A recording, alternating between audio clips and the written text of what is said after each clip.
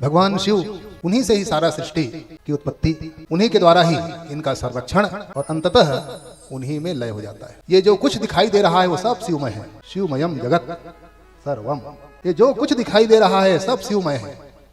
इसीलिए कल की कथा में हम लोगों ने श्रवण किया, ये जो पंचभूत है वही पंचभूत भगवान शिव के साक्षात विग्रह है। और उस पंचभूतों का संरक्षण जो करता है, उनकी सेवा करता है, उनको सुरक्षित रखना चाहता है, उससे भगवान शिव सदा प्रसन्न रहते हैं और अंततः उनको शिव सायुज्य प्राप्त करा देते हैं। प्रभु समरथ सर्वाग्य शिव, सकल कला गुणधाम, योग ज्ञान वैराग्य निधि, प्रणत कल्प तरुकाम। वो भगवान भूतभावन, कल हम लोगों ने भगवान के पार्थिव की महत्ता हम लोगों ने श्रवण की। कलयुग में पार्थिव पूजन की बड़ी महत्ता है। जो पार्थिव पूजन करता है वो सकल कामनाओं को प्राप्त कर लेता है। कलयुग में क्या महत्ता पार्थिव पूजन की, और केवल पूजन से ही नहीं, प्रयत्न करना पड़ता है, तब सफलता मिलती है। लोग कहे केवल हम पूजन कर लिए, अब पूजन करने के बाद सब फल मिल जाए, उनके लिए लगन लगानी पड़ेगी, प्रयत्न भी आपको करना पड़ेगा। केवल प्रयत्न से ही नहीं, पूजन और केवल पूजन से नहीं, प्रयत्न जब दोनों एक साथ होते हैं तो सफलता आपके करतल में आकर के विराजित हो जाता है। इसलिए दोनों आपको करना पड़ेगा। कई लोग कहते हैं अरे हम तो पूजन बहुत करते हैं, फल नहीं मिलता। अरे प्रयत्न भी करना पड़ेगा आपको। इसलिए भगवान को दोष या पूजन को दोष आप नहीं लगा सकते। अलग अलग कामनाओं के लिए अलग अलग पार्थिव पूजन के लिए विधान श्री सूत जी महाराज ने ऋषियों के पूछने पर बताया है। क्योंकि सबकी अलग अलग कामनाएं होती है, हमको अमुक प्राप्त हो जाए, हमको अमुक प्राप्त हो जाए, अमुक प्राप्त हो जाए। तो कहा गया है कि कितने पार्थिव लिंग पूजन करें तो उन कामनाओं की पूर्ति हो सकती है। तो जिसको जिसको जैसी जैसी कामना होगी वैसे पार्थिव पूजन करें। और एक दिन नहीं, लगातार कुछ दिन करना पड़ेगा कि एक बार किया और सफल हो जाए, ऐसे नहीं। क्योंकि दोष इतने ज्यादा रहते हैं, क्योंकि समसंख्यांक पुण्य की आवश्यकता होती है। जितना अंधेला होता है उतने ही बिजली की आवश्यकता, उतने पावर की आवश्यकता है। अंधेला ज्यादा है और 0 वाट वाला आप लगा देंगे तो अंधेरा दूर होगा, 100 से भी नहीं होगा। जैसे जैसे अंधेरा, जैसे जैसे कमरा, वैसे वैसे प्रकाश की आवश्यकता होती है। जितनी भूख लगेगी उतने आहार आपको लेना पड़ेगा। जितना बड़ा रोग होगा उतने पावर की औषधि आपको लेनी पड़ेगी। और उनके कुछ दिन बताए जाते हैं, कितने दिन के अंदर आपको ठीक होगा, राहत मिलेगी। एक ही दिन में एक गोली खाया और ठीक नहीं हो जाता है, असर नहीं होता, ऐसा नहीं है, असर होता है। पर दोष इतने हैं कि उस दोष के लिए समसंख्यांक पुण्य की आवश्यकता पड़ती है। अब जब लगातार कुछ दिन आप करते रहेंगे तो निश्चित रूप से सफलता आपके करतल में आकर के विराजित हो जाती है। इसीलिए कुछ दिन प्रयत्न करना पड़ता है। धीरे ऋतुआए फल, जिसको विद्या की प्राप्ति करनी है, जिस विद्यार्थियों को चाहिए कि हमको विद्या प्राप्त करना है, उनको कितनी पार्थिव पूजन करना चाहिए, ऋषियों ने पूछा। तो सूत जी कहते हैं कि विद्यार्थी पुरुषः प्रत्या सहस्त्रम इति पार्थिवम, उनको 1000 पार्थिव बना करके पूजन कुछ दिन तक के करना चाहिए। जब वो करेगा तो निश्चित रूप से उनके अंदर विद्या आ जाएगी, उसको कोई नहीं रोक सकता। विद्या प्राप्त करने के लिए 1000 पार्थिव पूजन को करें। तो पूज्येत शिवलिंगम ही निश्चयात् तत्फलम, श्री सूत जी कहते हैं कि हमारे गुरु जी ने बताया है कि निश्चित रूप से उनको विद्या की प्राप्ति होती है। जिस व्यक्ति को चाहिए कि हमको धन चाहिए, धन की प्राप्ति आपको करना है तो कितने पार्थिव लिंग के पूजन करें। तो सूत जी कहते हैं नरः पार्थिव लिंगानाम धनार्थी च तदर्थकम, जितने विद्या धन प्राप्ति के लिए बताया गया है उसका आधार 500 पार्थिव आप रोज बनाइए और पार्थिव बना करके आप पूजन कीजिए। जैसे आप पूजन करेंगे तो निश्चित रूप से आपके घर में भगवती लक्ष्मी जी आने लग जाएगी। जिनकी इच्छा है पुत्र की, हमारे यहां पुत्र नहीं हो रहा, पुत्र की कामना है, तो पुत्र की कामना के लिए पुत्रार्थी 1,500 वस्त्रार्थी 1,500। पुत्र चाहने वाले को 1,500 पार्थिव लिंग बनाए और बना करके अगर पूजन करने लगेंगे तो निश्चित रूप से उनके घर में भगवान शंकर की कृपा से पुत्र की प्राप्ति हो जाती है। ये प्रमाण है शास्त्रों का, एक दिन में नहीं होगा। आपको पूजन के लिए समय कुछ दिन देना पड़ेगा। जिनको मोक्ष की कामना है तो मोक्षार्थी कोटि गुणितम भूकामस्त सहस्रकम। जिनको ये चाहिए कि मैं तो अब इस संसार सागर से मुक्त होना चाहता हूं, मेरे पास इतनी साधना नहीं है कि मैं साधना के द्वारा मुक्त हो जाऊं, मैं पूजन को आधार बना करके मैं मुक्त होना चाहता हूं, शिव के प्रति मेरी श्रद्धा है, लगन है, तो उनके लिए कहते हैं कि 1 करोड़ पार्थिव पूजन करें, पार्थिव बनाएं और पूजन करें, तो संसार की कोई माई की लाल की ताकत नहीं है तो उनको पुनरपि जन्म पुनरपि मरणम के चक्कर में लगा दे, वो सीधे शिव सायुज्य को प्राप्त कर लेता है, उनकी मुक्ति हो जाती है। जिनकी इच्छा है कि हम तीर्थ यात्रा करते रहें तो उनको 2000 शिवलिंग की पूजन करना चाहिए। इस तरह से अलग अलग कामनाओं के लिए अलग अलग। जिनको लगता है कि हमको चोर का भय है, धन तो हमने इकट्ठा कर लिया है, पूंजी है हमारे यहाँ या जो भी है जितना है, चोर आदि का भय है, चोर के द्वारा संकट का भय है, डाकनी साकनी हमारे घर में उत्पात मचाता है, ऐसे किसी को लगता हो कि हमारे घर में प्रेत बाधा है, हमारे घर में भूत बाधा है, हमको परेशानी हो रही है, हमारा मन ठीक से नहीं लग रहा है, ऐसे अगर किसी की इच्छा है तो श्री सूत जी महाराज बताते हैं ऋषियों को कि हे ऋषियों, चौरादि संकटे गेयम पार्थिवानाम सतद्वयम। चोर आदि के भय से बचने के लिए 200 पार्थिव लिंग का रोज पूजन करे तो चोर आदि का संकट उनको कभी नहीं होगा। उनके घर में चोर आएगा भी तो दूर से भाग जाएगा, चोर आएगा भी तो भगवान ऐसी कृपा कर देंगे कि चोर आकर के भी वो चोरी नहीं कर पाएगा। आपने एक शिव भक्त की कथा सुनी होगी, वो तो शिव भक्त नहीं था, पत्नी शिव भक्त थी, क्योंकि माताओं में ज्यादा श्रद्धा है भगवान के प्रति। भाइयों को तो खींच करके ले जाते हैं, भाई चलो तुम भी थोड़ा कुछ तो कर लो। तो एक माता जी थी, वो बड़ी शिव भक्ता थी, बड़े व्यापारी थे, परंतु जो दाऊ जी थे वो नहीं करते थे। वो लगातार लगाती रहती थी कि कुछ तो कर लो, कुछ तो कर लो। अब वो ध्यान देता रहता। एक बार ऐसे ही कथा चल रही थी जैसे बेमेतरा में, तो देवी ने कहा कि भैया ऐसा करो कि कथा ही सुन के आ जाओ, कुछ नहीं कर सकते तो कथा, तो बड़े लोग कथा सुनने जल्दी नहीं आते। एक जानते हैं अगर जाएंगे तो लेखमणि पांडे जी, शुक्ला जी, अनिल मिश्रा जी गेट में मिल जाएंगे, कहेंगे पहले थोड़ा रसीद कटा दो, देना पड़ेगा वहां, वो बैठे हैं गेट में। तो उस भय के कारण बहुत लोग नहीं आते, जाएंगे तो चंदा देना पड़ेगा। अरे ये धन जो भगवान ने दिया है ये धर्म के लिए दिया है, धना धर्मः ततः सुखम।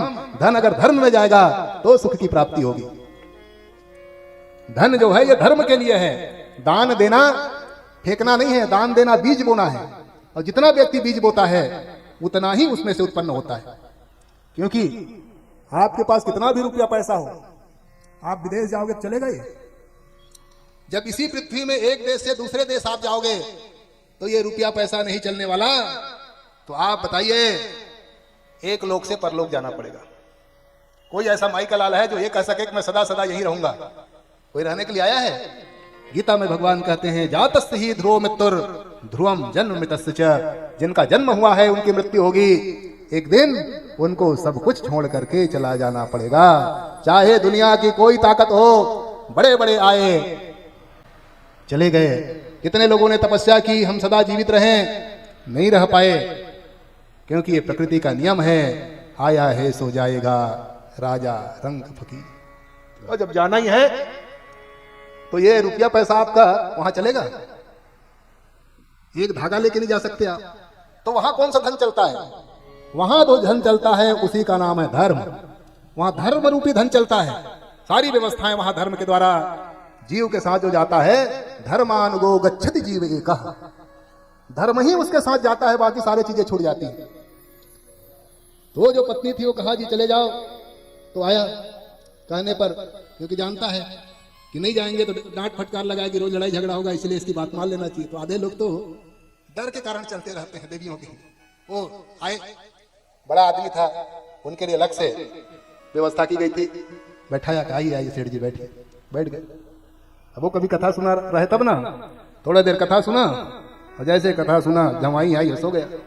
जबकि ये सुनने नहीं देता है, क्योंकि इतने दोष हमारे अंदर रहते हैं कि वो दोष कथा सुनने से श्रुतम हरति पापानी, सुनने से पाप दूर होता है। और पाप ये कहता है कि बेटा जीवन भर तुमने जाने में अनजाने में पाप कर लिया है, अब कथा सुन करके भगाना चाहते हो, इसलिए वो सुनने नहीं देता और निद्रा आदि को अपने सहयोगियों को बुला लेता है। तो आया, सो गया। जब कथा हो गई तब नींद खुला, लोगों ने उठाया, महाराज सब चले गए, अब उठिए। कहा अच्छा हो गई, जाने लगे। तारी थोड़ा रुक जाइए, कुछ खा पी लीजिए। नहीं माने तो कहा चले जाओ। चला गया, घर में गया, पत्नी से पूछा क्यों जी कथा सुन के आए? क्या कथा? अब वो सुना ही नहीं था। क्या हुआ? गए तो लोगों ने कहा आइए बैठिए। थोड़े देर बाद कहा कुछ खा लीजिए। नहीं माने तो कहा चले जाइए। हो गई कथा। अब वो कथा तो सुना ही था, और यही उनके दिमाग में घुस गया, यही जपता रहा। कहते हैं रात्रि हो गई और ऐसा संयोग जी उसी दिन चोर घुस गया उसके घर। और यही, क्योंकि बड़े आदमी को बहुत जल्दी नींद नहीं आती, यही बात गुनगुनाता रहा कि आइए बैठिए, कुछ खा लीजिए, जाइए। ये चार बातें उनके दिमाग में था। जैसे चोर आए तो नींद तो आई नहीं थी, यही गुनगुना रहा था। और जैसे वो चोर घुसे पिछवाड़े से, उसी समय पहला कहा आइए। चोर ने सोचा यार लगता है कि उन्होंने हमको देख लिया। फिर थोड़ा देर होगा, कहा बैठिए। अब तो चोर छुप रहा है पर्दे के पीछे, ये देखा है तभी बैठने के लिए कह रहा है। थोड़ा देर कुछ हो गया, कुछ बोला नहीं। फिर वो तीसरा अपना मंत्र पढ़ा, कुछ खा लीजिए। जैसे खाने के लिए बोला, भागा चोर वहां से। अब प्राण नहीं बचने वाले, इन्होंने देख लिया। तो अंतिम में चौथा मंत्र पढ़ा, जाइए। अब वो चोर तो भाग गया। अब रात भर चोर को चिंता, नींद नहीं आई। चोर ने सोचा ये जरूर बड़ा आदमी है, शिकायत करेगा, पुलिस के जवान खड़े हुए हैं, पकड़ेगा, अब सजा होगी। तो प्रातः काल दुकान में चला गया, क्षमा याचना मांगी, महाराज शिकायत मत करना, गलती हो गई, आज के बाद चोरी नहीं करूंगा। सेठ जी ने कहा भाई बात क्या है ये तो बताओ, उनको पता नहीं था। क्या बात है? कहा महाराज रात में मैं आपके घर चोरी करने गया था और आपने देख लिया, देखा तभी तो आपने कहा कि आइए बैठिए खाइए जाइए, नहीं तो क्यों कहते आप? सेठ जी समझ गए वो ये मामला, उसको बताया नहीं। उनको कहा ठीक है जाओ, शिकायत नहीं करूंगा।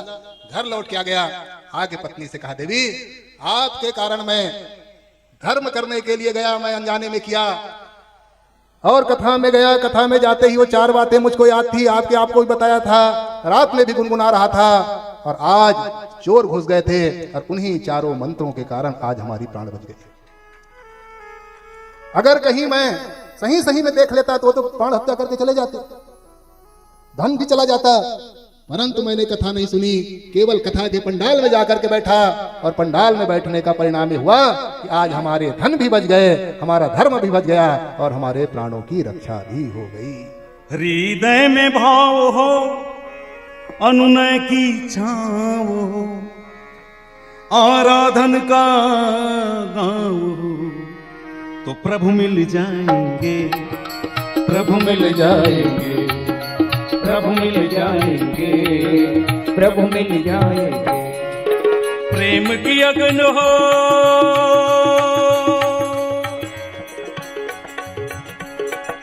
प्रेम की अग्न हो, भक्ति सघन हो, मन में लगन हो, तो प्रभु मिल जाएंगे, प्रभु मिल जाएंगे, प्रभु मिल जाएंगे, प्रभु मिल जाएंगे।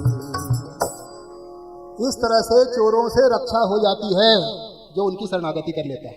तो जो 200 शिवलिंग की रोज पूजन करता है, उनको चोर आ भी जाएंगे तो चोरी नहीं कर पाएंगे, उनके धन की रक्षा हो जाएगी। इसलिए 200 शिवलिंग की पूजन करने वाला, पार्थिव पूजन करने के वाला, तो वो चोर का भय समाप्त हो जाता है। डाकनी, साकनी, चांडाल, बेताल, भूत, प्रेत आदि अगर है तो पंच सत मुक्तम च पार्थिवम, 500 पार्थिव पूजन करना चाहिए। पार्थिव 500 बनाए और बना करके उनका पूजन करें, उससे डाकनी आदि का भय सदा सदा के लिए समाप्त हो जाता है। जिनको ऐसी चिंता है वो इनकी इस तरह से पूजन करें। इस तरह से पूजन के अलग अलग कामनाओं की अलग अलग रूप श्री व्यास जी महाराज ने बताया था सूत जी को, और सूत जी महाराज ऋषियों को सुना रहे हैं। ऋषियों ने पूछा, महाराज बात तो ठीक है, आपने पूजन की विधि बता दी, पूजन के तरीके बता दिए, पर हम ये सुन रखे हैं कि जो शिव जी में जो भोग लगता है वो शिव जी का लगाया हुआ भोग नहीं खाते हैं नैवेद्य। ऐसी बड़ी चलन है, बड़ी प्रथा है। लोग कहते हैं कि शिव जी में जो भोग लग गया वो शिव जी का लगा हुआ भोग नहीं खाते हैं। तो ये क्या बात है? सही में शिव जी का लगा हुआ प्रसाद लेना चाहिए कि शिव जी में लगा हुआ प्रसाद नहीं लेना चाहिए? क्या करना चाहिए? सूत जी महाराज ने कहा कि हे ऋषियों, ये अधूरी ज्ञान है, उनको पूरा ज्ञान नहीं है जो इस तरह से बात करते हैं। कहा महाराज तब पूरा ज्ञान क्या है? तो सूत जी कहते हैं कि ब्रह्मा सुचिर भूत्वा निर्माल्यम यस्तु धारयेत् भक्षित्वा दुतम तस्य सर्व पापम प्रणश्यति। श्री सूत जी महाराज कहते हैं कि हे ऋषियों, बड़े से बड़े पाप भी हो। कहा महाराज कौन सा पाप? कहा सबसे बड़ा पाप माना जाता है ब्रह्म हत्या। ब्रह्म हत्या आदि भी बड़े से बड़े अगर पाप हों, अगर वो शिव जी का चढ़ा हुआ निर्माल लगा प्रसाद ग्रहण कर लेता है, भक्षित्वा दुतम तस्य सर्व पापम प्रणश्यति, उनके ब्रह्म हत्या जैसे पाप की भी निवृत्ति हो जाती है अगर भगवान शिव का लगा होगा भोग अगर ग्रहण कर लेता है। ये शिव जी ने स्वयं कहा है। नंदी महाराज ने ब्रह्मा जी से व्यास जी ने सुना है, सप्त ऋषियों ने सुना है, हमारे गुरु जी ने सुना है, और वही बातें मैं आपको बता रहा हूं। कहा महाराज तब ये कहां से बातें आ गई? कोई ना कोई बात तो होगा तब तो लोग कहते हैं, और आप ये कहते हैं कि बड़े बड़े पाप कर जाते हैं। महाराज धुआं वहीं दिखाई देता है जहां अग्नि होगी, बिना अग्नि के धुआं कैसे दिखाई देगा ये तो बताओ। कहीं धुआं दिखाई दे रहा है तो समझ लो कहीं ना कहीं अग्नि होगी नीचे में, तब तो धुआं बना है। बिना अग्नि के धुआं कैसे? अगर कोई बात उठी है तो कोई बात तो होगी, बिना बात के बात हो नहीं सकता। उन्होंने कहा एक बात है। कह क्या? कह चंडाधिकारो यत्रास्ति तद्भोक्तम न मानवैहि। कहा महाराज ये जो बात कही गई है नैवेद्य के, शिव नैवेद्य की, वो चंडाधिकार जिसका है, वो जिसको चंड का अधिकार जिनको हो जाता है, जो नीचे गिरा दी जाते हैं, चंड के अधिकार में जो भाग आता है, उस अधिकार वाले नैवेद्य को ग्रहण नहीं करना चाहिए।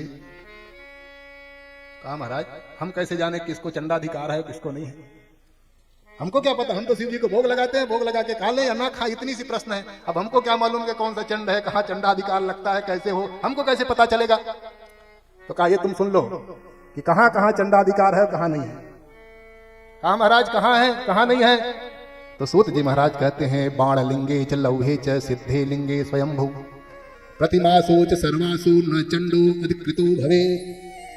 श्री सूत जी महाराज ने कहा कि जो बाण लिंग है, नर्मदा से प्राप्त जो होते हैं बाण लिंग, जो लोहे से बना हुआ, जो सिद्ध किया हुआ, जो बिंदु आदि बनाया हुआ सोने चांदी तांबे या टिका का, या स्वयंभू जो शिवलिंग है, या समस्त जो प्रतिमा है, उसमें चंड का अधिकार नहीं होता, इसको खाने में कोई दोष नहीं है, इसमें चंडाधिकार नहीं लगता।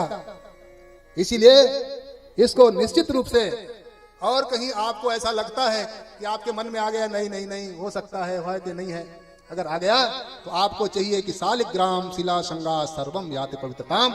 अगर चंडाधिकार आदि भी है, सालिग्राम से अगर स्पर्श हो जाए तो स्पर्श होते ही वो सारे दोष कट जाते हैं और उनको फिर ग्रहण किया जा सकता है। इसमें कोई संशय आपको नहीं करना चाहिए, इसलिए नैवेद्य आपको जरूर ग्रहण करें। भगवान शिव का नैवेद्य सारे पापों को दूर करने वाला होता है।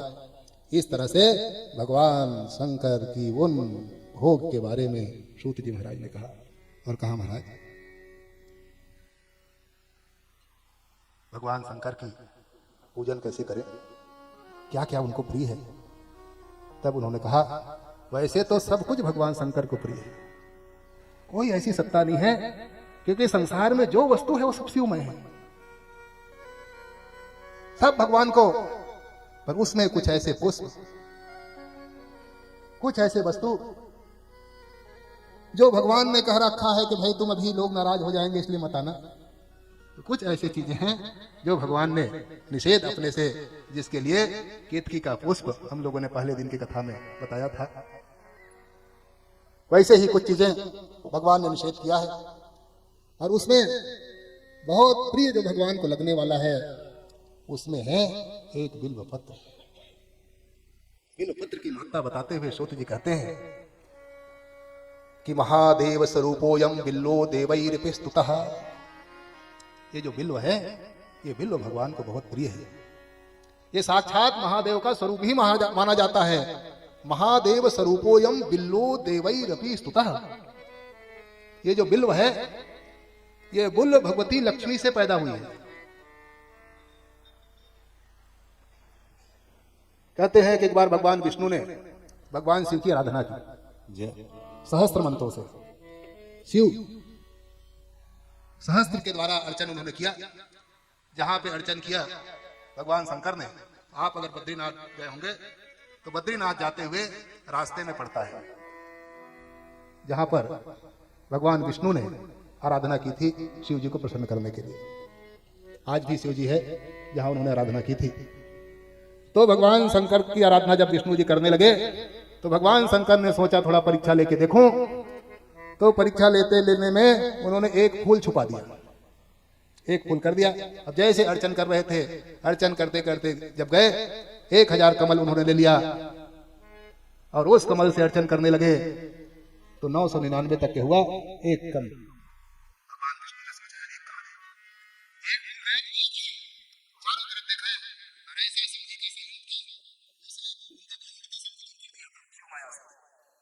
अब शिव जी भगवान विष्णु ने देखा चारों तरफ कुछ दिखाई नहीं दिया, आने वाला नहीं,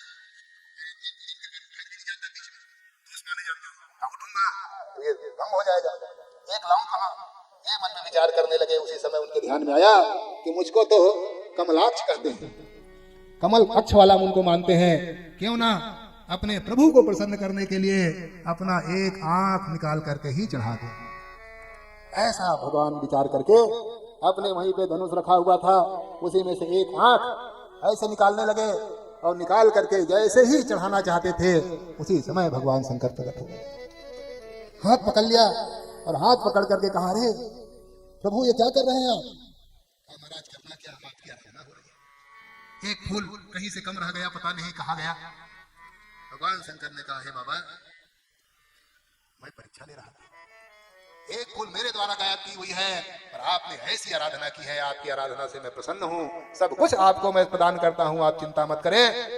भगवान ने उस आंख का स्पर्श किया, शिव जी ने स्पर्श करते उनकी आंख पुनः जैसे था वैसे हो गया और वो जो आंख निकला हुआ था भगवान शंकर ने अपने हाथों में ले लिया, लेकर के अभिमंत्रित किया और अभिमंत्रित करके उन्हीं को सुदर्शन चक्र बना दिया और वो सुदर्शन चक्र पुनः भगवान विष्णु को दे दी और कहा, जाओ ये साक्षात ज्ञान स्वरूप सुदर्शन है, इसी से आप संसार की रक्षा करवा। वो जो सुदर्शन चक्र है वो भगवान विष्णु के निकले हुए आंख शिव जी ने अभिमंत्रित करके प्रदान कर दिया, उसी को सुदर्शन चक्र के नाम से जाना जाता है। भक्तों को कभी शिव जी निराश ना किया, मांगा जिन्होंने चाहा। भक्तों को कभी शिव जी निराश ना किया, मांगा जिन्होंने चाहा, वरदान दे दिया, वरदान दे दिया, वरदान दे दिया, वरदान दे दिया। बड़ा है तेरा कायदा,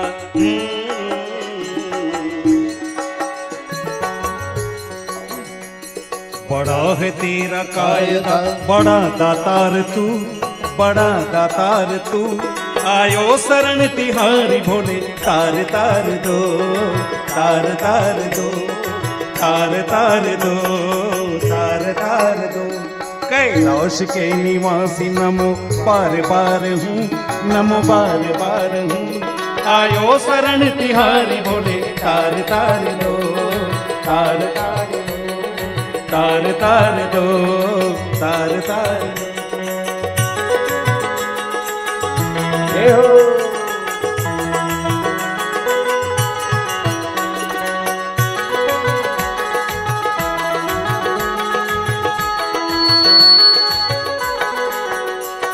क्या क्या नहीं दिया प्रभु, क्या क्या नहीं दिया हमें, हम क्या प्रमाण दें। बस गए त्रिलोक शंभु तेरे दान पे, तेरे दान पे, तेरे दान पे।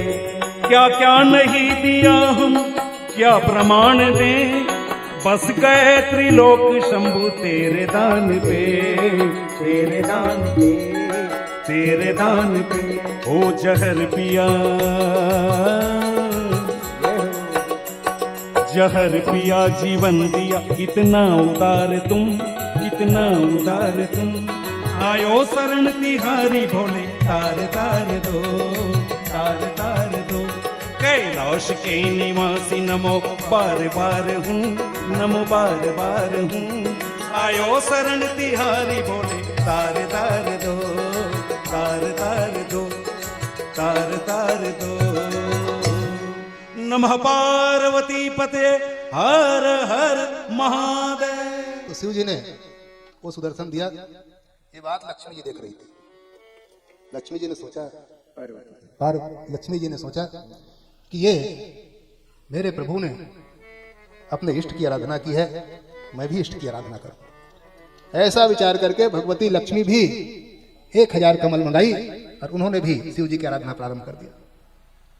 और जैसे ही शिव जी की आराधना हुई, भगवान भोले बाबा ने सोचा चेला का परीक्षा लिया हो, चेली के थोड़े छोड़ूंगा।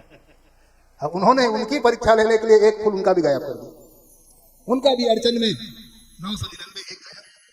अब लक्ष्मी जी ने सोचा कि कहा से लाऊं एक फूल, ऐसा करूं।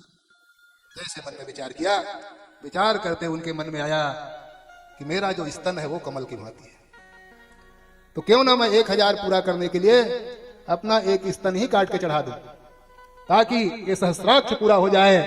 तो उन्होंने भी एक औजार वहां रखा हुआ था, उनको निकाल करके अपना स्तन काट करके जैसे ही चढ़ाना चाहते थे, उसी समय भगवान शंकर प्रकट हो गए। प्रकट हो करके हाथ जोड़ा और कहा, देवी ये क्या कर रही हो? उन्होंने कहा, महाराज आपको मैं प्रसन्न कर रही हूँ। भगवान ने कहा, देवी ये उचित नहीं है। उन्होंने कहा, क्या उचित क्या अनुचित ये कुछ मुझको पता नहीं, मैं तो आपकी प्रसन्नता चाहती हूँ। भगवान ने कहा, मैं बहुत प्रसन्न हूँ। तो भगवान ने उनको स्तन को ठीक कर दिया और जो स्तन कटा हुआ था उन्हीं से एक वृक्ष पैदा हो गया और वही बिल्व बन गया। इसीलिए उनका फल स्तन की भांति होता है, वो बिल्व वृक्ष। और भगवान शंकर ने आशीर्वाद दिया, कोई कुछ चढ़ाए कि मत चढ़ाए, ये बिल्व पत्र मुझको अगर चढ़ गया तो सारा पूजन का फल उनको प्राप्त हो जाएगा। जो बिल्व से मुझको जितनी प्रसन्नता होगी और किसी से प्रसन्नता नहीं होगी। और वो बिल्व पत्र भगवान को सबसे प्रिय। उन्होंने कहा, ये जो बिल्व है ये मेरा ही स्वरूप माना जाएगा, ये शिव स्वरूप माने जाएंगे, वही शिव स्वरूप। यहाँ सूत जी महाराज कहते हैं, महादेव स्वरूपो यम बिल्लो देवैरपि स्तुतः। सारे देवताओं ने स्तुति करना प्रारंभ कर दिया। और वो जो बिल्व है उनके लिए कहा गया कि पुण्य तीर्थानि यावन्ति लोकेषु प्रतान्यपि तानि सर्वाणि तीर्थानि बिल्व मूले वसन्ति। सारे तीर्थ आ गए और सारे तीर्थ आकर के कहा, महाराज हम कहाँ रहे? भगवान शंकर ने कहा कि बिल्व के मूल में आप रहो। तो संसार के जितने तीर्थ हैं वो संसार के तीर्थ बिल्व के मूल भाग में निवास करते हैं। और बिल्व मूले महादेव लिंग रूपेण अभयम यह पूज्यति पुण्यात्मा सा शिवम प्राप्नुयाध्यम। और जो व्यक्ति उस बिल्व के मूल में अगर भगवान शिव की आराधना करता है तो आराधना करने पर भगवान उनको संसार में जितने तीर्थ हैं वो सारे तीर्थों में स्नान करने का फल उनको प्रदान कर देता है और अंततः पवित्र बना करके भगवान शिव अपने लोक में उनको बुला लेता है। इच्छित फल बिनु शिव अवराधे लहन कोटि योग जप साधे। इच्छित फल बिनु शिव अवराधे लहन कोटि योग जप साधे। जही पर कृपा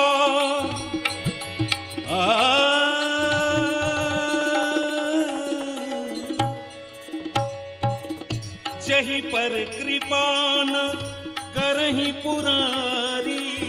जही पर कृपा न करहि पुरारी।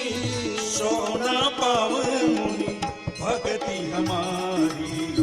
भजन कर ले बंदे, भजन कर ले बंदे, सदा राम जी का उम्र तेरी सारी बीती जा रही है, भजन कर ले। इस तरह से उस बिल की महत्ता है। उस बिल में सारे देवताओं का निवास रहता है।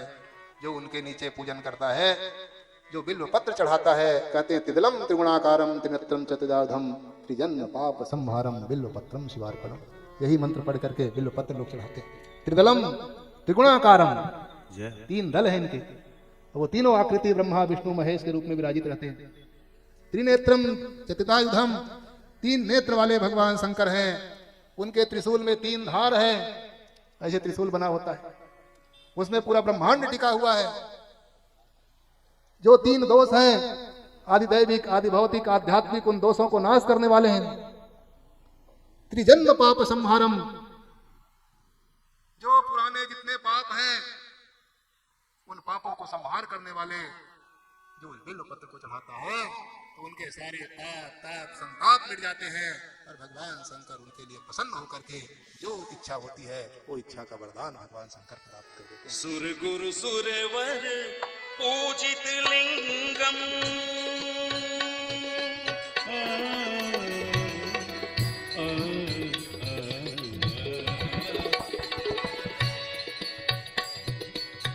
सुर गुरु सुरवर पूजित लिंगम, सुरवन पुष्प सदार्चित लिंगम, सुरवन पुष्प सदार्चित लिंगम, परात्परम परमात्मक लिंगम, परात्परम परमात्मक लिंगम, तत्प्रणमामि सदा शिवलिंगम, तत्प्रणमामि सदा शिवलिंगम।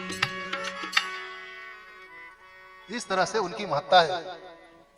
भगवान की ये अद्भुत कथा, अद्भुत महिमा ऋषियों ने पूछा, महाराज भगवान शंकर की आराधना करने के पहले क्या करना चाहिए? तो सूत जी ने बताया, देखो किसी भी देवता के आप पूजन करें, तदरूप बन करके पूजन करना चाहिए। अगर भगवान विष्णु के उपासक हैं तो पीताम्बर धारण करके, माला बढ़िया सज करके, क्योंकि भगवान को सजा धजा बहुत प्रिय, उस रूप में आप पूजन करें, वैसा ही तिलक धारण करें केसर युक्त। भगवान शिव की पूजन करें तो भस्म लगाकर, रुद्राक्ष की माला पहन करके और मुख में जो देवता के पूजन कर रहे हैं उनका नाम का उच्चारण करते हुए शिव जी के पूजन करते हैं तो शिव शिव शिव शिव शंभु हर हर महादेव, हर हर महादेव शंभु काशी विश्वनाथ गंगे, इस तरह से मुख में आप उच्चारण करते रहे। और उसके उच्चारण करते हुए श्री सूत जी कहते हैं, श्री शिवाय नमस्तुभ्यम मुखम व्याहरते यदा तेन मुखम पावनम तीर्थम सर्व पाप विनाशनम। जो शिव जी को श्री शिवाय नमस्तुभ्यम कह के जो प्रणाम करता है वो सारे पापों को शिव जी सदा सदा के लिए समाप्त कर देते हैं। ये प्रणाम करने का मंत्र है, नमस्तुभ्यम। ये चतुर्थी विभक्ति जहां लगता है, नमः योगे चतुर्थी, नमः के योग में चतुर्थी विभक्ति आती है। तो उनको जो प्रणाम करता है उनके सर्व पाप, सूत जी ने कहा इतना ही नहीं, अगर मुख में शिव नाम हो, उनके शरीर के अंगों में, माथे में, उनके हाथ में, उनके सीने में अगर भस्म लगा हो और कहीं गले में रुद्राक्ष की माला अगर हो तो साक्षात त्रिवेणी का रूप धारण कर लेता है। और जिनके मुख में शिव नाम है, गले में रुद्राक्ष की माला है और माथे में कहीं भस्म लगा हुआ है तो उनका जो दर्शन कर लेता है उनको त्रिवेणी संगम में स्नान करने का फल उनको प्राप्त हो जाता है। अगर आप त्रिवेणी संगम नहीं गए हैं, प्रयागराज आपको जाना कभी नहीं हुआ है, आप तीर्थराज रूप में स्वयं बनना चाहते हैं तो क्या करना चाहिए? तो सूत जी महाराज कहते हैं सैव नाम यथा गंगा विभूतिर यमुना मता रुद्राक्षम विधिजा प्रोक्ता सर्व पाप विनाशनी। कहा ये तीनों जिनके अंदर आ जाता है कि विभूतिर यस्यो भाले नांगे रुद्राक्ष धारणम नास्ते शिवमयी वाणी तम तजेत अधमम यथा। तो अधमपन सदा के लिए दूर हो जाता है, पाप कट जाते हैं और स्वयं त्रिवेणी गंगा का स्वरूप धारण कर लेता है। कहा महाराज जो गंगा जी त्रिवेणी है उसमें तो गंगा यमुना सरस्वती है, तो ये तीन कैसे गंगा यमुना सरस्वती हो जाएंगे? इनके धारण करने वाले तो सूत जी ने कहा मैं अभी आपको बताता हूं। ये जो शिव नाम है ना, ये जानते हो शिव नाम क्या है? कहा क्या है? कहा शैव नाम यथा गंगा। ये साक्षात गंगा है शिव जी का नाम। जैसे गंगा जी में कोई जाता है तो गंगा तो दर्शनात् मुक्ति ही, जिनके दर्शन करने से मुक्ति मिल जाती है, जिनका कोई नाम स्मरण कर ले, गंगा गंगेति यो ब्रूयात् योजना नाम सतैरपि मुच्यते सर्व पापेभ्यो विष्णु लोकं स गच्छति। अगर करोड़ों किलोमीटर दूर से भी कोई गंगा गंगा कह देता है तो विष्णु लोक का भागी बन जाता है, सारे पाप कट जाते हैं। गंगा गंगेति यो ब्रूयात् योजना नाम सतैरपि मुच्यते सर्व पापेभ्यो, सारे पाप कट जाते हैं उनके, विष्णु लोक का भागी बन जाता है। तो जो पाप नाशनी जो गंगा है, जो ब्रह्मत्रवा गंगा है, जो तिपतगामिनी तरंगिणी त्रिभुवन तारिणी जो गंगा है, जो वो काम करती है, वही काम भगवान का शिव नाम करता है। जो शिव शिव का उच्चारण करता है, शिवः काशी शिवः काशी काशी काशी शिवः शिवः ये कह देता है, या शिवेति मंत्र मुच्चरण, या शिव शिव का जो उच्चारण करता है, उनके सारे कष्ट दूर हो जाते हैं और वो सदा सदा पवित्र होकर के भगवान को प्राप्त करा देता है। ये शिव नाम की शक्ति है। इसलिए वो शिव नाम क्या है? शिव नाम यथा गंगा, ये गंगा है।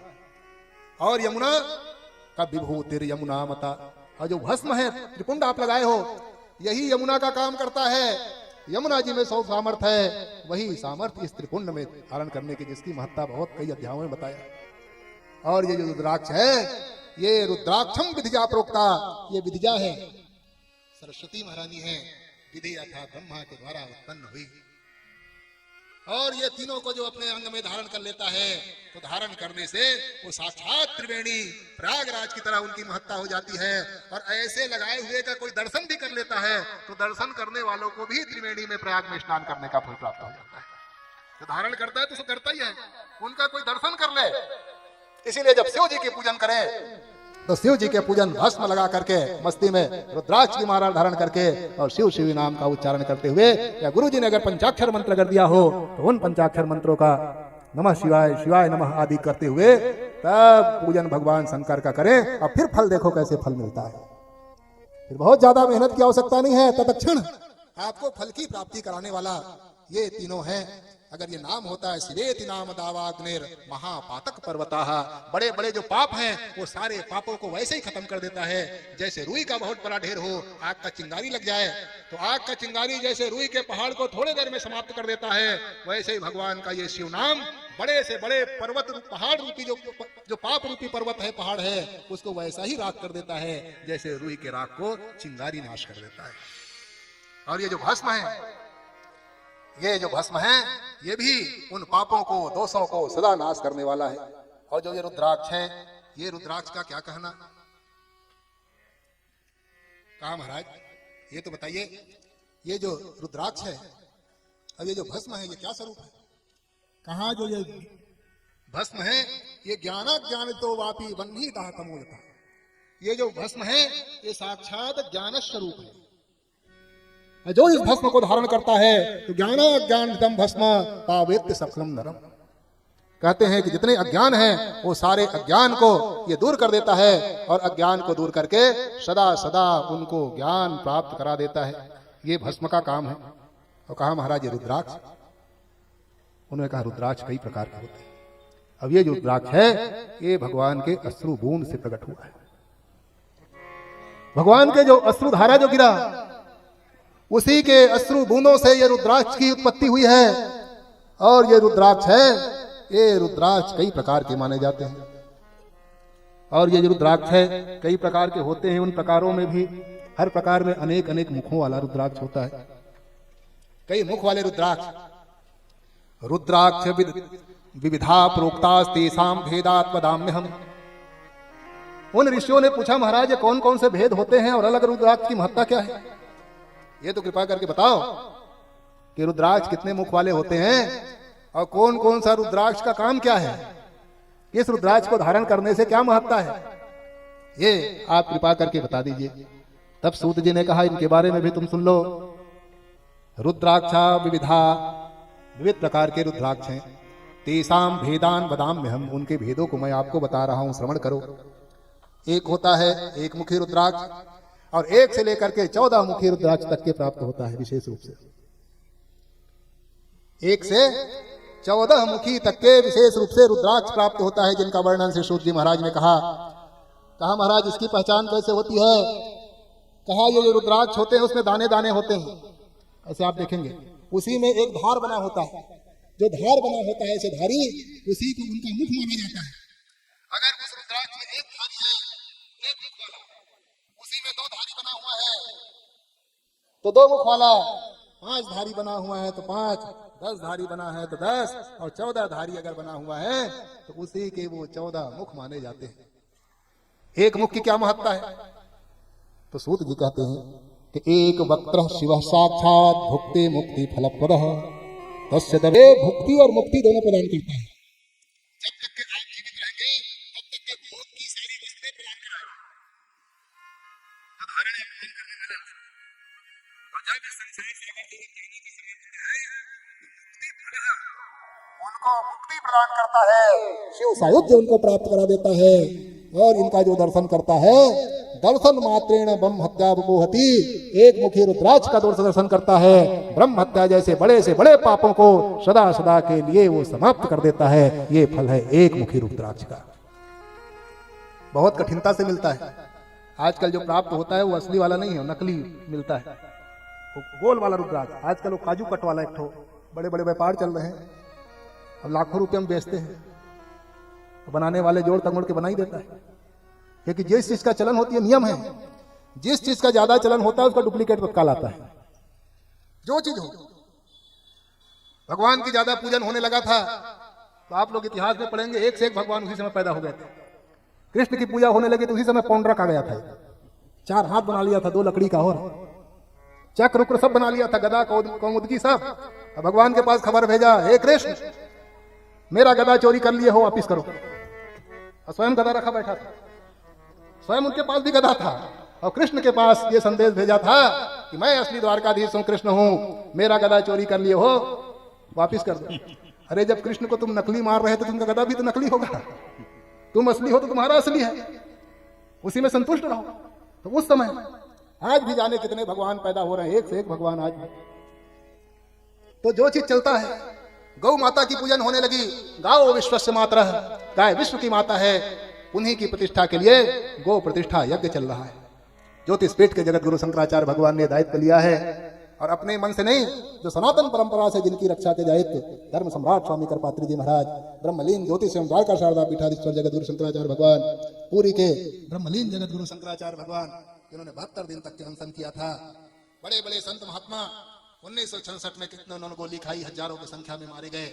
उन्हीं कार्य को आगे बढ़ाने के लिए, उस गाय को प्रतिष्ठित करने के लिए 35 करोड़ देवता जिस गांव में रहती है, गाय की प्रसन्नता ही सारे संसार की प्रसन्नता है। उसी गाय को प्रतिष्ठित करने के लिए, देवता को प्रसन्न करने के लिए, उस गाय को प्रसन्न करने के लिए 33 करोड़ आहुति देने का संकल्प ज्योतिषपीठ के जगत गुरु शंकराचार्य, हम सबके परम पूज्य गुरुदेव भगवान स्वामी श्री मुक्तेश्वरानंद सरस्वती जी महाराज ने संकल्प लिया है, जिसमें कई लाख आहुतियां पड़ चुकी है। 33 करोड़ देवता रहते हैं, इसलिए 33 करोड़ एक एक देवता के लिए एक आहुति, और वो आहुति का क्रम चल रहा है। तो गौ माता का जब चलन बढ़ने लगा, गो दूध का चलन बढ़ने लगा, तो नकली गौ आ गई। आज जो 60% जो गाय है वो नकली है, 40% मुश्किल से बचे होंगे जो वेद लक्षणा जो गौ माता है, जो शासनादि महत्व है, जो वेदों में जो गौ माता की लक्षण बताया गया है, वो बहुत कम बचे हैं। जो देसी गौ है, जो भारतीय नस्ल की जो गौ है, जो नकली गौ है, उनकी संख्या बढ़ गई है, क्योंकि हम गाय को व्यापार की दृष्टि से पालते हैं, दूध की दृष्टि से पालते हैं। हम सोचते हैं जो ज्यादा दूध दे वो हमारे लिए लाभ है, आय की दृष्टि से। गौ माता आय के लिए नहीं पाली जाती, ये माई है, ये माई से कमाई के लिए नहीं। कोई माई से कमाई करता है? माई तो पूजन के लिए है, और आजकल व्यक्ति उस माई को कमाई की दृष्टि से देख रहा है, इसलिए नकलियां बढ़ रही हैं। जो जर्सी आदि गाय है, वो गाय थोड़ी है, वो उनका न दूध काम आता है, न दही, न गोबर, न गोमूत्र, उनका कोई गद्य काम नहीं आता, क्योंकि वो गाय नहीं है, वो तो भैंस और सुअर का मिला हुआ रूप है। वो दोनों को आपस में मिला करके संयोग करके तब जर्सी का निर्माण हुआ। वो गाय नहीं है। वो हमारे यहाँ गौ माता का लक्षण बताया गया है, शासनादिमत्तम गौर लक्षणम, सासना कहते हैं जिसके गले के नीचे गलकंबल होता है, ऐसे झूलता हुआ लोर जिसको हम लोग कहते हैं, मांस का पिंड, वो केवल गौ प्रजाति में होता है। ककुद होता है ऊपर में, डिल्लर जिसको कहते हैं, और नीचे में वो सासना। ऐसे वाले जो हैं वही देसी गऊ है, वही वेद लक्षणा गऊ है, वही भारतीय गऊ है, उन्हीं की पूजन का विधान है। वेदों ने उनका ही गुण गाया है, शास्त्रों में उनकी स्तुति की गई है। उसके लिए भगवान का प्रागट्य होता है, भगवान उनके पीछे पीछे चलते हैं, आगे पीछे मध्य में। गौ मध्य वसाम में हम जो भगवान ने कहा है उसी गौ माता के लिए कहा है। वो गऊ है, उसकी पूजन करोगे तो फल मिलेगा। तो आज नकली, आज देखो एक से एक नकली गाय।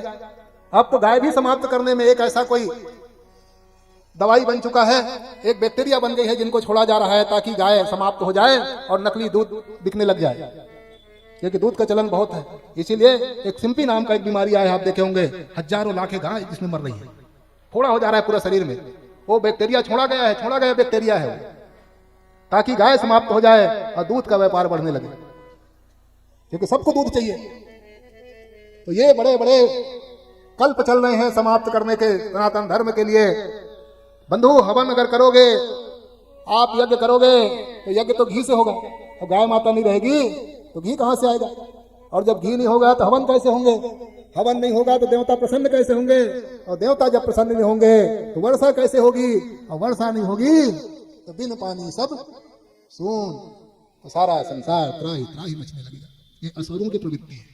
ये राक्षस यही चाहते हैं कि गौ माता सदा सदा के लिए समाप्त हो जाए, ताकि अव्यवस्थाएं चारों तरफ फैल जाए। तो नकली बढ़ गए। वैसे ही रुद्राक्ष का जब चलन पड़ने लगा तो नकली नकली रुद्राक्ष आने लगे एक से, क्योंकि हजारों हजारों में बिकता है। ऑनलाइन लोग मंगा रहे हैं, ऑनलाइन की प्रक्रिया। अब वो असली है कि नकली उनको पता ही नहीं, इसलिए ये बढ़ गए उसकी चलन। तो एक मुखी जो रुद्राक्ष होता है वो बहुत महत्वशाली है, शिव स्वरूप माने जाते हैं। कहते हैं जो दो मुखी रुद्राक्ष होता है, द्विवक्त्रो देव देवेश सर्व काम फलप्रदः विशेषतः स रुद्राक्षो गोवधम नासे द्रुतम। दो मुख वाला रुद्राक्ष है, देव देवेश्वर कहा जाता है, उसका नाम है। ये संपूर्ण कामनाओं की पूर्ति करने वाला होता है, दो मुखी रुद्राक्ष।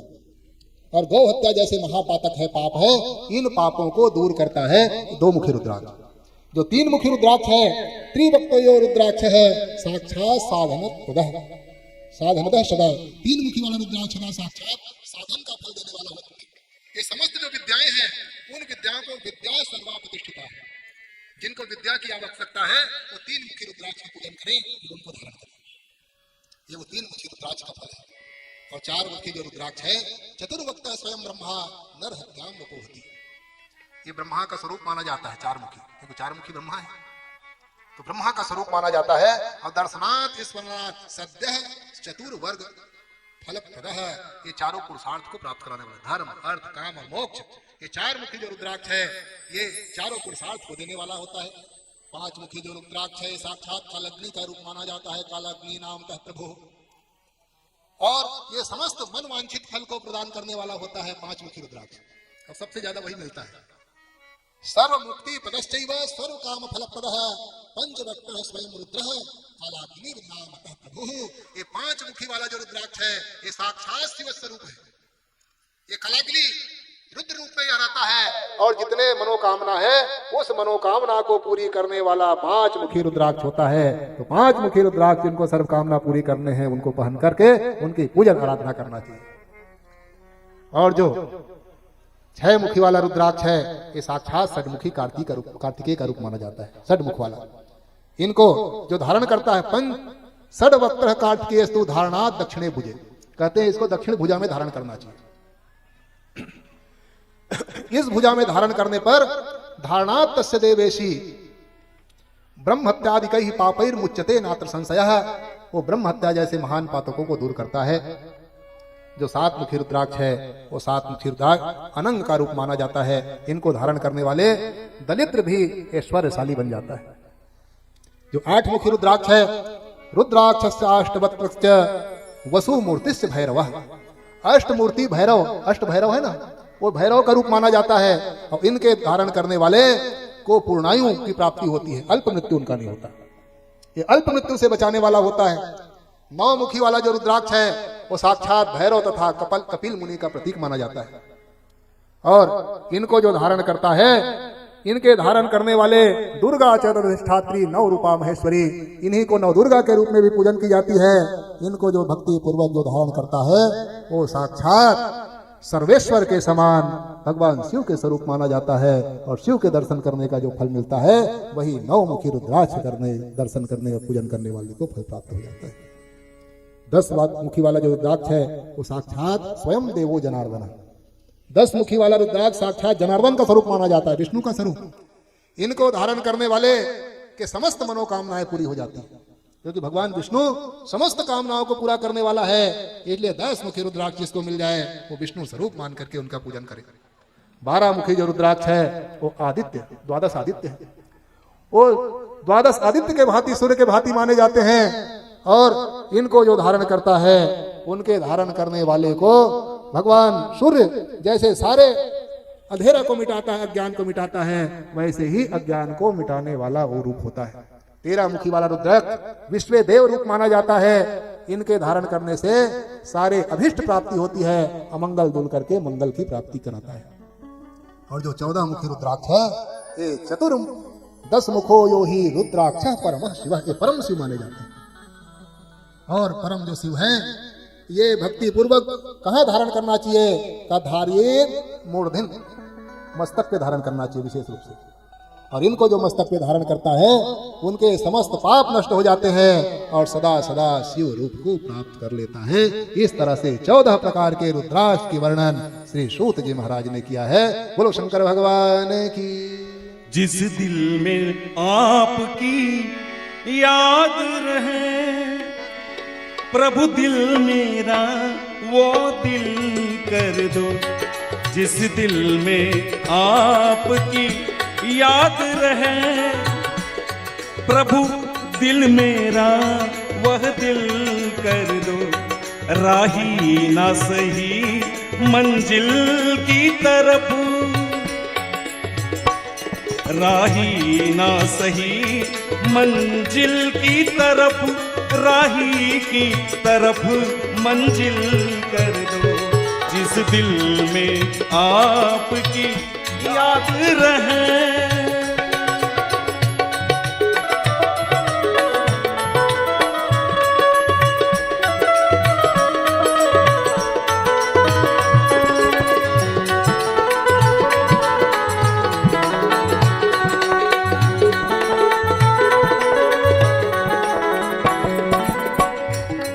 रंग लो अपने रंग में मुझे, जिससे ना कुशंग का रंग चढ़े। रंग लो अपने रंग में मुझको, जिससे ना कुशंग का रंग चढ़े। दुनिया के प्रेम में पागल हूँ, दुनिया के प्रेम में पागल हूँ। अपना करके पागल कर दो। जिस दिल में आपकी याद रहे प्रभु दिल मेरा वह दिल कर दो। राही ना सही मंजिल की तरफ, राही की तरफ मंजिल कर दो। नमः पार्वती पते हर हर महादेव। भगवान आनंद से सूत जी महाराज श्रवण करा रहे हैं। सौनकादि ऋषि सुन रहे हैं। सौनकादि ऋषियों ने कहा महाराज हमने सुना है भगवान शंकर बहुत दयालु है, इतनी जल्दी दया कर देते हैं। सूत जी ने कहा केवल दयालु नहीं, उतने जल्दी गुस्सा भी कर देते हैं। भगवान शीघ्रता से प्रसन्न भी होते हैं और शीघ्रता से नाराज भी। प्रचंडम प्रकृष्टम प्रगल्भम परेशम, अखंडम अजम भानु कोटि प्रकाशम। त्रयः शूल मूलनम शूलपाणि, भजे हम भवानी पतिं भागम्यं नमामि समीसा निर्वाण रूपं विभुं व्यापकं ब्रह्म वेद स्वरूपं। पर भगवान भोले बाबा नाराज तो कम होते हुए देखे जाते हैं, प्रसन्नता की उनकी चर्चा है। थोड़ा भी कोई आराधना कर दिया तो थोड़े आराधना मात्र से ही भगवान भूत भावन प्रसन्न हो जाते हैं। वो ये नहीं देखते कि इन्होंने क्या अपराध किया, अपराध को भी न देखते हुए भगवान शंकर प्रसन्न हो जाते हैं। श्री सूत जी कहते हैं सद्य प्रसन्नो भगवान भवदित्य अनुश्रुतम। महाराज यही श्रुति गाई है, यही सुना जाता है कि भगवान शंकर सत्य प्रसन्न हो, बहुत जल्दी प्रसन्न होने वाले भगवान शंकर है। आपने कथा सुनी है कि एक चोर भगवान शिव जी के ऊपर चढ़ गया, शिवलिंग के ऊपर चोरी करने के लिए। बहुत दिन तक उनको कुछ मिला नहीं। खोजते खोजते एक मंदिर में गया, घंटा टंगा हुआ था, सोचा कुछ नहीं तो यही सही। चारों तरफ ढूंढा, चढ़ने के लिए कुछ नहीं था, तो शिवलिंग के ऊपर चढ़ गया। कहते हैं जब शिवलिंग के ऊपर चढ़ा, आपने कथा सुनी होगी, जैसे शिव जी के ऊपर चढ़ा उसी समय शिव जी प्रकट हो गए। पूरी गर्जना होने लगी, चारों तरफ प्रकाशमान हो गया, भगवान भूत भावन प्रकट हो गए। भागा चोर वहां से, अभी तो कोई था नहीं है, कौन आ गया, कौन देख रहा है। तो जैसे भाग रहा था भगवान शंकर पकड़ लिया। अरे कहां भागता है? कहा महाराज आज के बाद मैं चोरी नहीं करूंगा, मुझको छोड़ दीजिए। भगवान शंकर ने कहा रुक तो जा थोड़ा, भाग क्यों रहा है?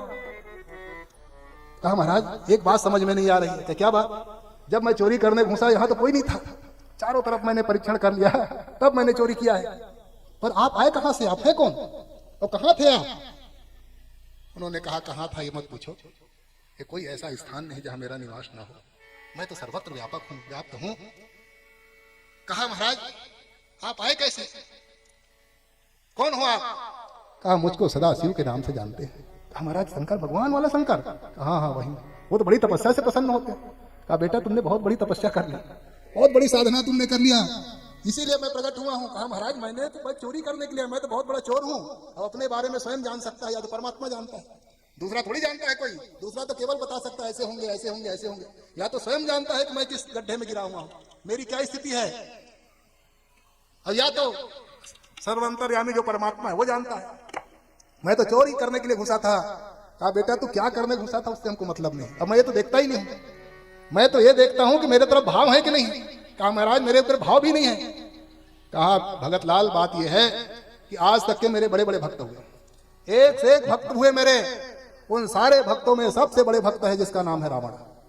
रावण जैसे कोई भक्त मेरा हुआ नहीं जिन्होंने अपना एक एक सिर काट काट के मुझ में चढ़ा दिया, पर रावण भी अपने आप को नहीं चढ़ाया था, केवल सिर चढ़ाया।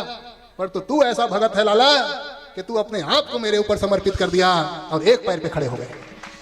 दोनों पैर पे थोड़ी खड़ा था, एक पैर पे जगह ही था उसको शिवलिंग में, तो एक पैर में खड़े होकर के, और वो भी ऐसे नहीं कि खड़े हो गए, हाथ आपने ऊपर उठा दिया। जब कहीं सिलेंडर होते हैं, जब भगवान की प्रार्थना होती है तो दोनों हाथ उठा करके ऊपर शरणागत हो जाता है। तो तू एक पैर पे खड़ा होकर के, एक पैर ऊंचा करके, हाथ ऊपर उठा करके तुमने शरणागति ले ली। शरणागति लेते ही मैं प्रसन्न हो गया। बोल तेरे को क्या चाहिए भूत भावन? ऐसे आशुतोष तुम औढ़रदानी, ऐसे भगवान आशुतोष है। और ये नहीं देखा कि चोरी करने के लिए हाथ उठाया है, ये सहारा लेने के लिए शिवलिंग पे चढ़ा है। ऐसे सदा सदा प्रसन्न करने वाले कोई एक हाथ भी जोड़ देता है, केवल हाथ जोड़ने मात्र से ही देव बड़े दाता बड़े शंकर बड़े भोरे, सबके दुख दूर करत हैं जिन जिन कर जोड़े।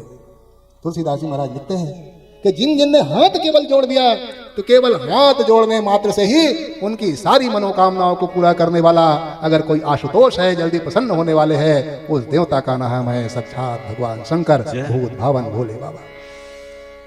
कहा महाराज कैसे प्रसन्न होते हैं वो तो बताओ। तब सूत जी महाराज कहते हैं कि ये बात मैंने व्यास जी से सुना है, आपको मैं सुना रहा हूं। आपने शिव जी के बारे में सुना है, और शिव जी के बारे में जो सुनता है, जो शिव जी की कथा करता है, या शिव जी के कथा कराने में जो आयोजक बनता है, वो तीनों को ये कथा सदा सदा के लिए संतुष्ट करने वाला होता है। कहीं सुनहि अनुमोदन करे ते गोपद भवने भीतर, कहीं सुनहि अनुमोदन करे ते गोपद भवनी भीतर। भगवान शंकर की जो कथा सुनता है, सदा शिव कथा प्रश्न पुरुषां स्त्री निपुनाति वक्तारम पृच्छकम श्रोत्रिन जाह्नवी सलिलम यथा। जैसे भगवती गंगा 3 स्वरूप बना देती है, जो गंगा जी के पास जाते हैं तो गंगा जी 3 स्वरूप बना देती है। ब्रह्मा का स्वरूप, विष्णु का स्वरूप और साक्षात शिव का स्वरूप गंगा जी बनाती है। आप लोग जब गंगा जी जाते हैं तो गंगा जाते ही सबसे पहले गंगा कहाँ आती है? जब गंगा जी आप जाते हो तो चरण पैरों में आ जाती है। गंगा जी में जो नदी जाएगा स्नान करने तो पहले तो नीचे ही आएगी, तो जैसे ही चरण में आती है, चरण में आते ही, पैरों में आते ही भगवान विष्णु का स्वरूप बना देती है, क्योंकि विष्णु के ही पैरों में भगवती गंगा जी प्रकट हुई है। जैसे ही जल में घुस करके स्नान करता है तो स्नान करते गंगा जी कहाँ जाती हैं? सिर पर। और किसके सिर पर गंगा है? भगवान भूत भावन के, उस भगवान शिव स्वरूप बना देती है। और जैसे ही गंगा जी में डुबकी लगा करके, खाली हाथ जाने का निषेध है, कोई न कोई पात्र लेकर के, जो गंगा जी जाते होंगे वो गंगा जल लेके आता है। कमंडल नहीं ले जाता तो डब्बा में लेके आता है प्लास्टिक की, पर लाता जरूर है, खाली हाथ को नहीं जाता। और जैसे ही कमंडल में गंगा जी आती है, पात्र में गंगा जी आती है, तो किसके पात्र में गंगा है? ब्रह्मा जी। ब्रह्मा जी के। तो तीनों स्वरूप भगवान।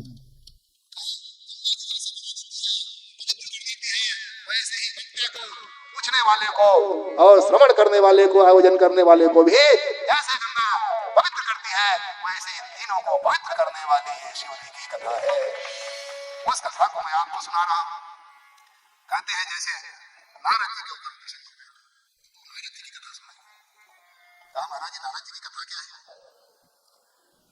कैसे नारद जी की कथा है आप बता दो।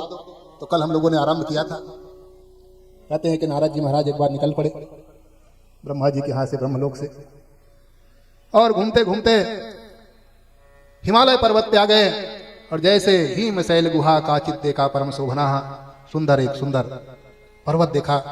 पर्वत पे एक गुफा उन्होंने देखी, उसी के नीचे भगवती कलकल छल छल करती हुई त्रिपदगामिनी तरंगिणी त्रिभुवन तारिणी भगवती भागीरथी विष्णु पादाम्बुजभूता जगत कारणी सुख कारणी मोक्षप्रदायिनी गंगा महारानी प्रवाहित हो रही है। क्या कलकल छल छल उन स्वरूप को देखा, पर्वत को देखा, एक से एक पक्षी की चहचहाट जैसे श्री नारद जी महाराज ने देखा।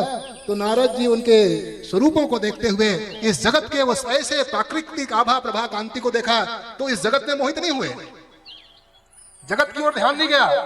जैसे उस जगत को देखा तो जगत के बनाने वाले जगदीश की ओर ध्यान चला गया। ध्यान आया, आह प्रभु क्या आपका दिव्य स्वरूप है, कैसी कैसी आप रचना करते हैं। क्या गंगा जी आपने बनाया, क्या पेड़ पौधा है, क्या पौधे बनाए, क्या पक्षियां, क्या पक्षियों में आपने रंग भरा, क्या आपने चहचहाट उसमें भरी हुई है, क्या स्वरूप आपने, क्या जगत का निर्माण आपने किया है। जो जगत को देखता है सो देखते रह जाता है। उस जगत के बनाने वाले जगदीश के ऊपर ध्यान चला गया। और जैसे जगत के वो ध्यान गया, ध्यान लगते ही उनकी समाधि लग गई, क्योंकि अंदर के जितने विकार हैं वो सारे विकार मिट गए। और विकार के मिटते ही समाधि श्री नारद जी महाराज को लग गया। और जैसे समाधि लगी तो समाधि लगते ही भगवान का ध्यान करने लगे, भगवान के चिंतन उन्होंने करना लगा। और जैसे उन्होंने चिंतन किया, क्योंकि उनको 2 लोगों का श्राप था, कल हम लोगों ने चर्चा की थी। एक तो दुर्भगा नाम की एक काल की कन्या है, उन्होंने श्राप दे दिया था, और दूसरा दक्ष ने श्राप दिया था। एक स्थान पे उनकी गति नहीं थी, वो सदा विचरण करते रहते थे, एक स्थान पे कभी नहीं रहते। परंतु आज भगवान के स्मरण करते ही आज श्री नारद जी महाराज को समाधि लग गई, क्योंकि जो मन है वो मन समस्त वृत्तियों से अलग हो गया। मनसो वृत्ति शून्यस्य ब्रह्मकारतया स्थिति। गीता में भगवान कहते हैं जब मन सारे उच्छृंखलों से, सारे बंधनों से जब दूर हो जाता है तो दूर होते ही एकाकाराकारित हो जाती है, और एकाकाराकारित होते ही उनको समाधि लगने लगता है। नारद जी महाराज समाधि में बैठ गए, तपस्या करने लग गए। कितने दिन बीत गए पता नहीं चला। और वो स्थान था जहां भगवान शंकर पहले से तपस्या कर चुके थे, वही वो स्थान परम पावन। और जैसे ही वो स्थान में तपस्या हुई, डर लगने लगा इंद्र को। मुनि गति देख सुरेश डरा, काम ही बोली ओ सुमिरत हरि श्राप गति बाधी, सहज विमल मन लागी समाधि मुनि गति देखी सुरेश बिराना काम ही बोली इन सन्माना। बंधुओं, जैसे इधर समाधि लगी, किसी कोई समाधि लगाता है, तपस्या करता है, तपस्या करते ही इंद्र को भय लगने लगता है, क्योंकि जो सत्ता सरकार में बैठे रहते हैं ना, उसको सबसे ज्यादा भय है ये कुर्सी ना जाए, सब चला जाए, ये कुर्सी नहीं जाना चाहिए। और जैसे कोई तप करता है, कोई ज्यादा प्रचार प्रसार करता है, कोई नामी होने लगता है, तो सबसे पहले गिराने के लिए जितने बड़े नेता हैं, बड़े नेताओं की सबसे बड़ी एक आदत खराब है कि अपने नीचे वाले को कभी नहीं बढ़ने देता, कभी भी वो सोचता है जीवन भर दरी उठाई, सबसे बड़ी खराबी उनकी। और जो अगर बढ़ने लगेगा तो काल पैर काट के गिरा देगा, जानता है अगर ये बढ़ेगा तो हमारी ये कुर्सी का क्या होगा, ये दावेदार हो जाएगा।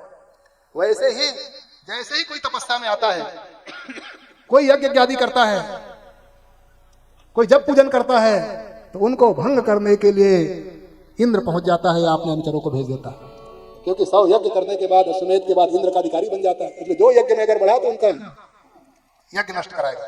कोई तपस्या करने लगा तो उनका तपस्या भंग करने के लिए आ जाता है, तो इंद्र को लगने लगा कहीं ये नारद जी कहीं मेरी इंद्रासन न छीन ले, इस तरह से वो डरने लग गया।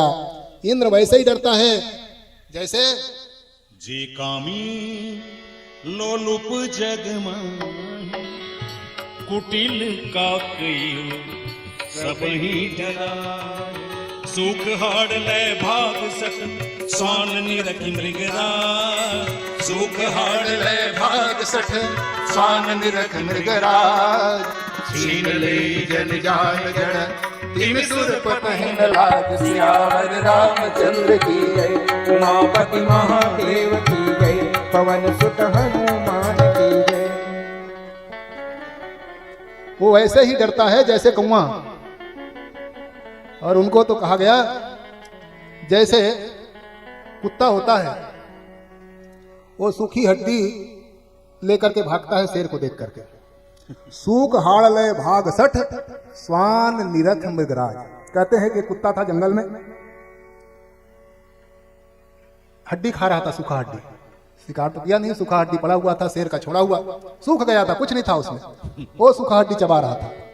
तो उसी रास्ते से शेर गुजरा, जैसे शेर को देखा तो हड्डी लिया और भागा वहां से कुत्ता। तो कुछ देखने वाले थे, देखने वालों ने कहा यार बता, ये बता ये हड्डी लेके क्यों भाग रहा है, न तेरे शेर से दुश्मनी है, न कुत्ते को ऊपर शेर कभी शिकार करता, ना उनका कोई डर है तुमको, ये सूखी हड्डी लेकर के तू भाग क्यों रहा है। उन्होंने कहा शेर से ऐसा डर नहीं है मुझको, मैं तो भाग इसलिए रहा हूं कहीं ये सूखी हड्डी शेर छीन न ले, इस हड्डी के छीन जाने के डर से मैं भाग रहा हूं। तब उन्होंने कहा अरे मूर्ख, ये जो हड्डी पड़ा है ये शेर का ही छोड़ा हुआ है,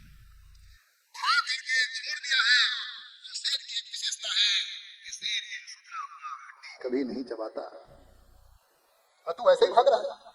तो यहां कहने का तात्पर्य है ये जो इंद्रासन का इंद्र आदि का जो सुख है, ये ब्रह्मानंद के सामने में वैसे ही सुखी हड्डी के समान है, जिसमें कोई रस नहीं, वो निरस है। अगर कहीं रस है कहीं तो जो आनंद सिंधु सुख राशि सी करते त्रैलोक सुपासी। आनंद तो उस परमानंद में है, ये सूखी हड्डी में थोड़ी है। ये जो संसार है वो तो सूखी हड्डी के समान है, इसमें कोई आनंद थोड़ी है, हम इसी में आनंद ढूंढ रहे हैं, और जितने संसार की ओर हम जा रहे हैं उतने ही दुखी हो रहे हैं। जब ते जीव भयऊ संसारी, जब से जीव संसारी हुआ है, संसार में सुख ढूंढ रहा है, तभी से दुख उनके हाथों में आ गया है, वो आज तक के सुखी नहीं हुआ। छोटन ग्रंथि होए सुखारी, उस हड्डी में कोई आनंद थोड़ी है। तो उन्होंने बताया भाई देख, तू ये हड्डी में आनंद खोज रहा है ना, ये हड्डी में आनंद नहीं है। कुत्ते ने पूछा तब कहाँ है, तो उन्होंने बताया कि अस्ति पुराण छतित स्वान अति ज्यों भरी मुख पकर, निज तालुगत रुधिर पान कर मन संतोष धरे। बेटा ये जो तो हड्डी तो चबा रहा है ना, ये हड्डी में थोड़े खून निकल रहा है, इस कड़े हड्डी के चबाने से तेरे तालुओं से खून निकल रहा है, तेरे अंदर से ही खून निकल रहा है और उसी खून का तू पान कर रहा है। अस्थि पुराण छटित स्वान अति ज्यों भरी मुख पकड़े, तुम पूरे मुख में उस हड्डी को पकड़े हुए हो और निज तालुगत रुधिर पान करी, और तेरे मुख से ही, तेरे तालुओं से, तेरे दांतों से वो खून निकल रहा है और तेरे मुख से निकला हुआ खून ही तू पान कर रहा है और तू सोच रहा है कि हड्डी में से निकल रहा है। यही तेरी मूर्खता है, यही तेरी जड़ता है। हम वैसे ही संसार को पकड़ लिए हैं और संसार को पकड़ के हम सोचते हैं कि संसार में सुख मिल रहा है, धन से सुख मिल रहा है, पुत्र से सुख मिल रहा है, पुत्री से सुख मिल रहा है, पत्नी से सुख मिल रहा है। पत्नी सोचता है पति से सुख मिल रहा है। अरे न पत्नी में सुख है, न पति में है, न संसार में है, न धन में है, न दौलत में है। असली सुख तो जिस सुखी के एक बूंद से ही सारा संसार सुखी हो रहा है, उस परमानंद में वो सुखी है। उनको प्राप्त किए बिना कोई सुखी नहीं हो सकता। ये संसार में थोड़ी सुख मिल रहा है, सुख आपके अंदर भरा हुआ है। आप उनके साथ जैसे हड्डी को पकड़ करके कुत्ता समझता है कि मैं बहुत आनंद ले रहा हूं, रक्त पान कर रहा हूं, तो रक्त हड्डी से नहीं, रक्त उनके मुख से ही निकल रहा है। वैसे ही संसार सुखी हड्डी के भांति है। इस सुखी हड्डी को हम पकड़ लिए हैं और समझते हैं कि आनंद ले, आनंद तेरे अंदर है, वही आ रहा है। बाहर से थोड़ी आनंद आएगा, बाहर में कोई दूसरा आनंद नहीं है। वैसे ही इंद्र उस इंद्रासन पे बैठ करके सोचता है कि इंद्रासन ही परम सुख है, पर एक दिन इंद्रासन से भी हाथ धोना पड़ता है। वो सुख का नहीं, वो दुख का कारण है। इसलिए जो जो तपस्या करता है वो दुखी हो जाता है। सुखी अगर रहता तो किसी के तपस्या करने पे दुखी थोड़ी होता।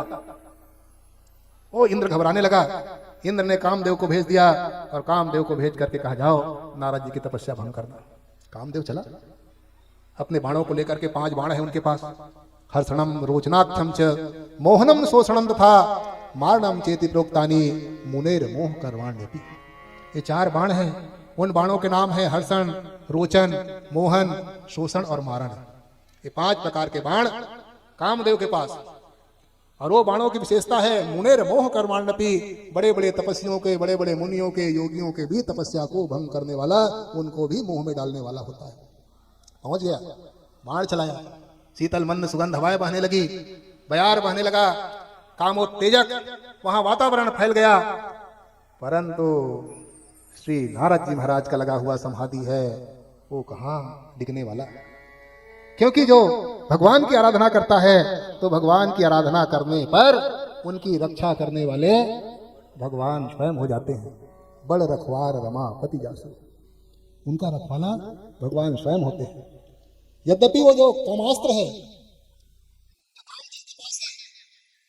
वो इतना खतरनाक है कि बड़े बड़े अस्त्र भी उनके सामने में नहीं टिक पाता। परंतु जो भगवान के संरक्षण में रहता है तो संरक्षण में रहते ही चाहे कोई दूसरा ताकत हो वो वहां काम नहीं करता। नारद जी महाराज भगवान के संरक्षण में थे, संरक्षण में होने के कारण वो काम नहीं किया, क्योंकि भगवान ने स्वयं कहा है कि जो मेरे संरक्षण में रहता है तो मोह दलिद्र निकट नहीं आवा। भगवान का संकल्प है। भगवान कहते हैं जो मेरे सानिध्य ले लेता है, मेरे आश्रय लेता है, उनके पास में कभी मोह नहीं आ सकता, उनके पास में कभी दलिद्रता नहीं आ सकती, क्योंकि उसका रखवारा मैं होता हूं। अगर मेरे पूजन पाठ करने के बाद भी अगर ये आ गया फिर मेरी रक्षक का मतलब क्या हो गया। करऊं सदा तिनके रखवारी,